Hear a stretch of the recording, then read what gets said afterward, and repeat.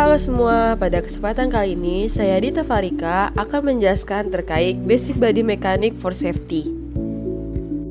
Sebelumnya kita akan membahas apa itu ergonomi, di mana ergonomi ini terdiri dari dua kata, yaitu ergon yang berarti pekerjaan dan nomos yang berarti hukum atau aturan.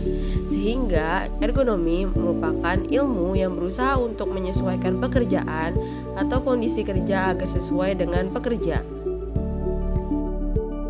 Biro Statistik Tenaga Kerja mengatakan bahwa terdapat 200.000 karyawan di fasilitas kesehatan dan perawatan pribadi menderita cedera dan penyakit terkait pekerjaan setiap tahunnya, di mana lebih dari setengah dari cedera tersebut melibatkan punggung, sekitar 80% dari populasi.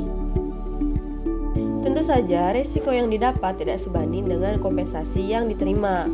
Hal ini dikarenakan, yang pertama, kompensasi pekerja untuk waktu tidak bekerja tidak dimulai sampai hari ke-6 dengan cedera yang sangat parah. Lalu yang kedua, hari saat sakit harus digunakan sebelum kompensasi dapat dimulai pada hari ke-6 pembayaran.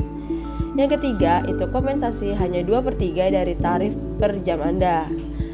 Dan yang keempat, pembayaran dari kompensasi pekerja tidak dapat diterima setidaknya selama 21 hari atau 3 minggu setelahnya. Oleh karena itu, penting untuk mengetahui cara bergerak, mengangkat, atau memindahkan pasien dengan benar untuk mencegah terjadinya cedera seperti kelelahan kerja, rotator cuff, dan bahkan nyeri punggung. Berikut merupakan kegiatan yang berisiko untuk menimbulkan cedera. Yang pertama adalah menyelesaikan apapun yang dilakukan dengan menggunakan banyak kekuatan. Yang kedua, menyelesaikan apapun yang dilakukan dengan postur atau posisi yang salah, terutama saat mengangkat. Yang ketiga, mengangkat benda berat. Yang keempat, gerakan berulang yang dilakukan berulang kali. Basic Body Mechanism. Hal yang paling utama dilakukan adalah persiapan, di mana ini merupakan kunci dari keselamatan. Terdapat 3 hal yang dapat dilakukan, yaitu yang pertama adalah menilai situasi kondisi terlebih dahulu. Yang kedua, jangan tergesa-gesa dalam menyelesaikan tugas. Lalu yang terakhir adalah mempertimbangkan kemampuan dan batasanmu. Berikut merupakan langkah-langkah bagaimana cara untuk bertindak secara aman, terutama saat mengangkat seseorang. Yang pertama adalah melebarkan dasar penopang Anda dengan kaki selebar bahu dan pertahankan dengan kuat. Lalu satu kaki lagi agak di depan dan kaki lainnya untuk meningkatkan keseimbangan. Yang kedua, jaga badanmu di tengah-tengah kakimu untuk mendistribusikan berat badan secara seimbang. Yang ketiga, tarik nafas dalam-dalam lalu keluarkan saat mulai bergerak. Dan yang keempat, jongkok mulai dari lutut untuk menjaga punggung Anda tetap lurus. Yang kelima, gunakan otot kaki yang besar untuk mengangkat, bukan punggung Anda. Yang keenam, bawa pasien atau objek tersebut dekat dengan badanmu. Yang ketujuh, gunakan seluruh tubuh Anda untuk menopang berat badan. Dan yang kedelapan, kencangkan otot perut saat kamu berdiri. Yang kesembilan, jaga punggung Anda tetap tegak. Memeluk dapat membantu kinerja lebih baik. Selain itu, ketinggian kasur harus lebih rendah dan lutut pasien harus berada di antara kedua kakimu. Lalu yang ke-10, sekali mereka berdiri, berhentilah untuk sementara waktu. Yang ke-11, pusatkan dirimu sebelum berputar. Lalu putar seluruh tubuhmu dengan memutar kakimu di mana lutut tetap sedikit ditekuk.